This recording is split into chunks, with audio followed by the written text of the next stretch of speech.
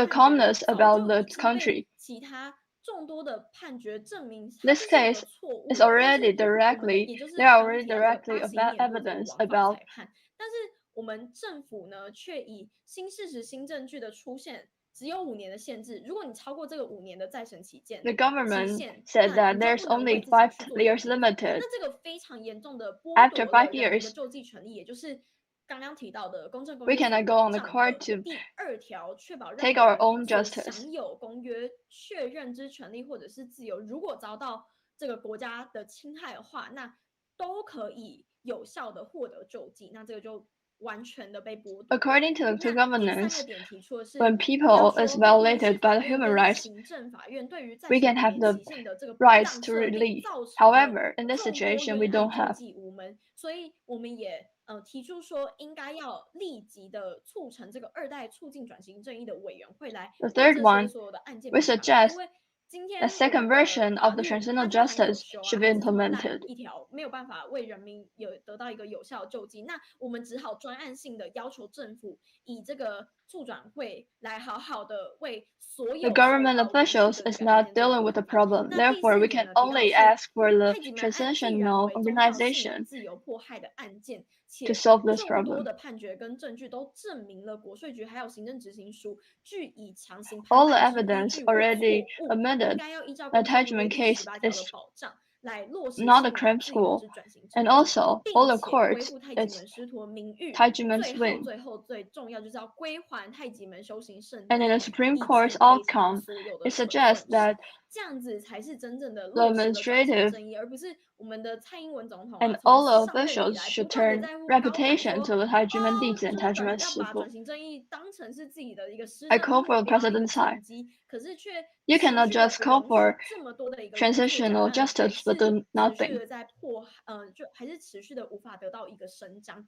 那最后最重要的是，上述所提 The 到 all 的 the 真的不是只是 all 一般 injustice 刚 are 有 not 的 been 太极门 solved. 或者是众多水灾户而已， What I 因为 mentioned 这 all 些 is 个 not 案 just 他们 only 凸 for the 显 Tai 的 Ji Men 是 case, 我们 it's 政 for 府 all the 透过 taxation 法跟 system 税这 about 样 the 子的一个 Taiwan. 手段，当做武器来迫害我们每一 Behind 个 Tai Ji Men 人 case, 所享有的宪法以及 the 法规所 government 保障的 officials 最基 use 本的生存权、 taxation 自由 methods 权、财产权这些 to 最基 bully 本的 and 权 to 利 abuse 都暴露于这个非常 people's 高的 rights 风 to 险之 freedom 下，因 and 为国 people's 家暴力 rights 的 to 迫害，我们 move. 大家都是处在一个非常危险的一个境地，所以我们透 In 过 this 这样子一个指 situation, 标性案例， all 而 of 且 us, 是已 all of 经 the 震 Taiwanese 惊国 people, 际 we 引 are in the 起 danger 非常 about 广 being 大国 abused 际 by 社 the 会上的一个讨 taxation. 论的案例，透过这个指标性的案例来促进 Through 这 this 样子的一个 landmark 转 case, 型正义，来让我 I 们的政 wish 府能 to 够加速的 promote 推 the 进这个 transitional 民主 justice 的一个落 and 实。 to push 那 over the human rights 好， and 那另外 promotion in 是我 Taiwan. 们接着呢，我们先进到一下现场画面，请导播先帮忙播放一下好了。 So next, we want to see about the Fight for Fair Tax Reform volunteer what they're 谁 talking 买单 about.？纳税人买单啊！养这个违法的官员呐、对啊，陈银锦他公然迫害陈清旭，拍卖人民的房子， Mr. Chen, 制 one 造 of the 假的 officials, 证据。 but 监 bullied 察院也调查喽，说 Mr. 他显 Chen 然失 and 格 take away his property. 显然失格的行政执行署副署长陈银锦，升到屏东地检署的检察长啊 ！Oh my god！ 又要全民买单啊！阿蛇 The 买单啊 corrupted of government officials, all of the people, we need to pay 制造 his 假证据， money. 是酒驾垃圾的检察官、行政执行官升检察长哎。 This government official, 我们人民不 he 能这样讲 promoted 话，经过总统府的 to 小 the 圈 highest 子 about the prosecutor. 法务部部长说 Conscious communication. 你让违法官 However, 不升官呢？你是告诉行政执行 what 官， did he did about the 违法低压尽 conversation? 量低压，违法拍卖随便拍卖， You let all of the corrupted and illegal officials to 违法 promote 强制执行随便强制执行，通通升官，可以这样吗？这是台湾价值吗？ This is what you should do to let all of the illegal government officials to promote. 我相信骑摩托车的阿舍听不下去了，他只是内心摸摸而已，他不好意思讲。 Is Taiwan established among the human rights? 可是我要讲的是给我们所有的台湾老百姓听是， I want to tell all of the 台 Taiwanese 湾真的 people. 很可怜呐、台湾老百姓真的很可怜呐、你不但要受到司法的迫害，你还受到税务的暴 We are 力。 very pitiful because we not only need to be abused by the taxation bill, 这是台湾呢、你们在爱 but 人 also 民 we 啊 need to be bullied by the 一直会 government officials. 口号喊人权立国，然后呢，每年抽征老百姓的税金。 The government officials is always calling for 你现在 human rights establishment in Taiwan. However, in reality, there are more than 10,000 million cases about the over tax bill. 不是400多万，是4327亿耶，都是民脂民膏哎。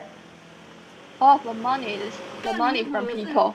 这8年呢 In these 8 years. 抽征老百姓的税金，大家知道多少吗？1兆1000多亿耶！1兆1000多亿是什么概念？大家知道吗？是台湾半年的税收啊 ！Oh my god！ 他们就是这样子做。 还跟我们国际人权两公约的专家学者说，台湾很有人权，台湾最爱老百姓。They over condemnation about the Taiwanese government and all the Taiwanese people. 司法人权也没有写到国际人权报告里面，通通都没有。 Even though they're doing this way, they still say that they're established Taiwan on the human rights. It is not the truth. They only know to tell all the Taiwanese people not to speak out for themselves. In the other side, the government officials is always using people's money. This is what now our government.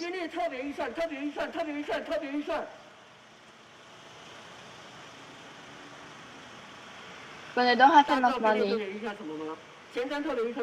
they will put budgets and special budgets to let them.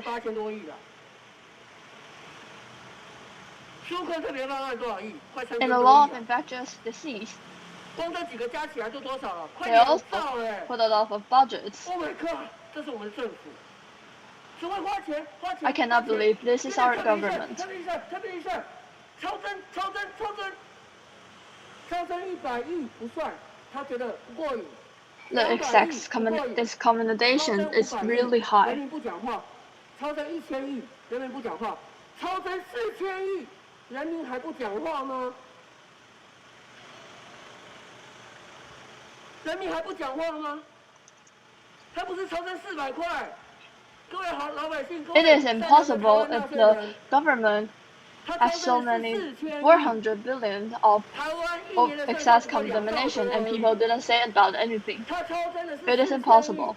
我请我们的公民好 It 朋 is 友， 4,000 billion. 花一点点的时间，搜寻法税改革联盟，搜寻两公约，看看这些国际的官 Please, 员。 all the pedestrian, you can search for Fight for Fair Tax Reform on 看看这些官 Facebook. 员在国际的会议上面又公然说谎了什么东西？看看我们 On our Facebook page, you can see how all the government officials is lying to the people and lying to the international experts. Also, you can see on that about what our volunteers suggest the government to do. 因为这是我们台湾每一个人的事，不是只有我们的事。 We need you all to concern about this 台湾 case. 人民的事。接下来我们邀请我们的国际志工。 This is each of us things. Next on, we invite an international volunteer to speak for us. Broadcasting dear friends from our international community.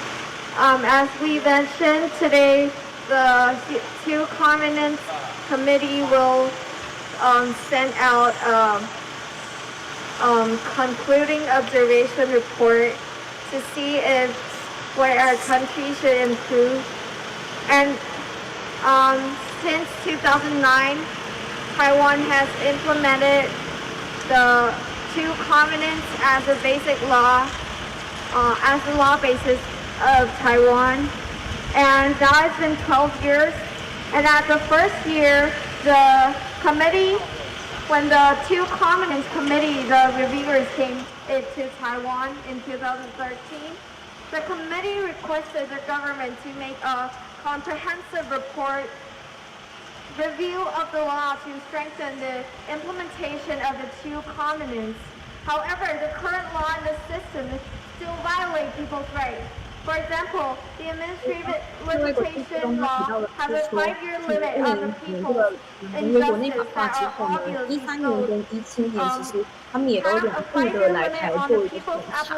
那其中他们在审查期间呢，因为我们的 NGO 团体也不断的向这些国定在2次来台审查这段期间呢，也都是有做讨论。那 NGO 团体也有很明确的向这些审查委员、国定审查委员有说，我们的政府他们在执行这个两公约的包含像国法律的解释上可能有一些定义没有那么清楚的地方，可能很模糊。那因为这样子的一个模糊界定，虽然即便两公约在我们签署了之后呢，它的法律位阶是在宪法以下，但是是在法律之上的哦，所以可见的两公约是的在我们国家是一个非常重要的法律的基准跟标准。但是我们从这个方面的施政作为以及人民所受到的很多冤屈或本案来看，公约并没有真正的被落实。那除了没有被落实之外呢，我们这一次其实也提到很多，像其实单一人或者是3几年呢，法院民事法院他们审判的这个案件就高达了100万件。但是这一次我们那个两公约审查委员他们提出了一个报告，不是两公约审查委员更正，是我们台湾的政府他们针对这一次国际审查委员之前就已经出推到他们类似强烈他们在台湾这个落实两公约的一个事实，需要我们政府提出一个证明。那我们政府他提出的就是说，我们在2015到2016年，我们总共提出了总共我们判决总共100多份的这个报告，所以这个也凸显了我们非常重视这个两公约，我们真的是有好好把两公约落实在这个法律里面，我们也要好好把它用在这个法条里面。但是很讽刺的是，对比这个5年内哦，台湾的这个民事controversial cases of 超过了上百万件，所以我们上百万分之100多件，就可以很明显的发现说，其实不仅没有好好的把两公约落实施政，也没有好好把两公约去让这个法院判决的条文和法官作为一个依据跟引用。除此之外，其实他们在各个方面的人权迫害，也都在的凸显了他们在两公约落实。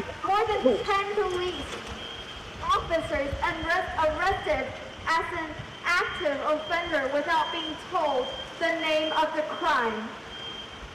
How could this happen in a democratic country like Taiwan? It's a shame. She fainted and was diagnosed with a post-traumatic stress disorder, which is the PTSD. 这个提到的这个是妈妈事件，就是刚刚有聊这个竹北事件，因为当初这个和平理性的这个主牌在行使他言论自由以及机会有什么自由，没想到却遭到这个大批警力的包围，然后还受到这个违法的一个滥权羁押逮捕，那导致黄妈妈身心灵受到一个很严重的创伤，然后也被诊断为有这个创伤后压力症候群。那这位志工他就质疑说，怎么会在21世纪的台湾，号称民主法治的这个国度，发生这么严重的一个很专制，看起来就是像是专制的手法在侵害人民的一个权利的事件发生。There are so many violations of the two covenants. 那现在就聊说，现在仍然有太多违反两公约的这个事实。Taking away their freedom and the most 将人民的这个自由权严重的被剥夺。Received today is the head of the Administrative Enforcement Agency, Mr. Chen Yingjing. 像他在提到的是He was promoted even after he had caused so many unjust cases. 造成了非常多不公不义的案件。The case that was also happened a few years ago. Is the case of Mr. Chen. He was 他提到的是这个行政执行署副署长陈景呢，他造成非常多不公不义案件。因为现在提到是这个陈清旭案件在4年前发生。那当时这个陈清旭先生，他就是因为漏缴了1.8万的交通罚款，结果没想到他的这个房子，他们1.8万的错，居然就被执行署以违法的方式进行这个强制执行，然后拍卖掉。你为了1.8万的漏缴交通罚款，就拍卖掉他们家价值100-200万的房子。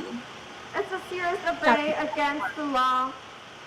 And also, he spread the message, he spread the fake message through media. He said that the Mr. Chen 他更可恶的是，他还同样就如同对太子门案或是对黄妈妈案，他们持续的执行署又再度的以这种抹黑、滥用媒体、对于媒体放假消息的方式，也同样的就是向媒体随便乱抹黑这个陈清旭，说他是酒驾啊，然后还抹黑，对，就是抹黑以新闻稿来抹黑他这样。The court and through all the people's efforts, but Mr. Chen Yingxing, he didn't get any punish, despite the control yuan have pointed out that 那还好，最后呢，监察院在这一个案件是有发挥到他们这个纠正错误的这个职责，然后也纠正了这个他们这样的一个违法作为。This is the news this morning that we knew that he was promoted. So it makes people question that, like in a democratic country like Taiwan. 那这位志工他就指出说，像在台湾这样子一个民主法治的国家 ，or something that violates human rights, something that is against the law, they won't get any punishment. They even get promoted. 他们都不会得，所有违法官员他们都不会得到任何的 ridiculous in Taiwan. So that's also the reason why we're standing out here on the streets. 我们一定要站到街头上。Have been standing out on the streets in Taipei and the whole Taiwan to voice out. 他们已经这些志工们，他们已经在台湾各大街小巷都不断的站上街头来持续的这个样子的倡导。A country that tells the world that they are the one that is practicing the human rights. They are the one that is practicing transitional justice. They show their good to the international community, but on the other hand, they are taking away people's freedom. 如果他们不断的在国际上一直说，台湾是一个民主啊，是一个人权立国国家，但是他们国内却是不断的做这样子一个人权迫害。They won't give back people anything. So it's very weird and very distressing. 这真的是一个非常诡异啊、很奇怪的一个状况。In our homeland, Taiwan. 台湾，我们最熟悉、我们最爱的家园，居然发生这样子的事。Later at 3 p.m., they will hold on a press conference. 接下来在3点的时候。会在法务部这边召开这个记者会，就是让国院审查这个舆论性意见报告的记者会。那我们会持续的关注，然后也会持续监督。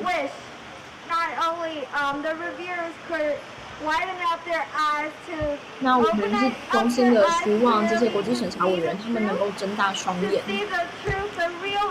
然后来看到真相，然后也看看台湾到底发生什么事了。Our government, our officials of Taiwan, if you keep on 如果台湾的这些 violating 政 our 府持 human 续的 rights, 这样违法， if you so implement the two covenants 如果你们不真正的将两公约落实于你们的施政中， then it is as severe as settling up a war against all 那 the 这个真的 Taiwanese 是非常 people. 严重的一个行为，就有如你们自己在台湾会对内发动的战争。 We will no longer provide you the money you want. 那我们人民呢，我们也绝对不会容许这样的一个作为。那身为人民公仆的你们也绝对拿不到我们人民所提 Like I 供这样的 mentioned, 一个 2 years ago, within 1 year, there is 14.31 million 两 enforcement 年前，就 cases 是 that 2020年，就有高达1431万件性罪签被投入刑 Taiwanese 案件。 people are facing 到底 enforcement 有多少的台湾人现在正在面临着被强制执行命令呢？ last 2 years, and then which cost every year our government over collect tax from us within 8 years. Our government has over collected for more than $100 billion from people. And they never gave the money back. 大家在讲说，我们台湾政府啊，持续好几年都是有这个很严重超征的行为，但是他们从来都没有交代这个超征流向，也从来都没有把这个超征的钱还给人民，因为这些本来就是人民的钱嘛。就像其他国家，包含香港啊、新加坡啊、韩国啊、日本啊，或者是像美国加州最近也是有一个超征还税渔民，就是来促进当地的这个一个经济发展、经济活络的一个状况。可是在台湾从来都没有真正的交代这个流向。 It's a basic elementary school math that even a kid understands. But within 8 years, where is the $100 billion of the people? Where did you use it? Where did you take it?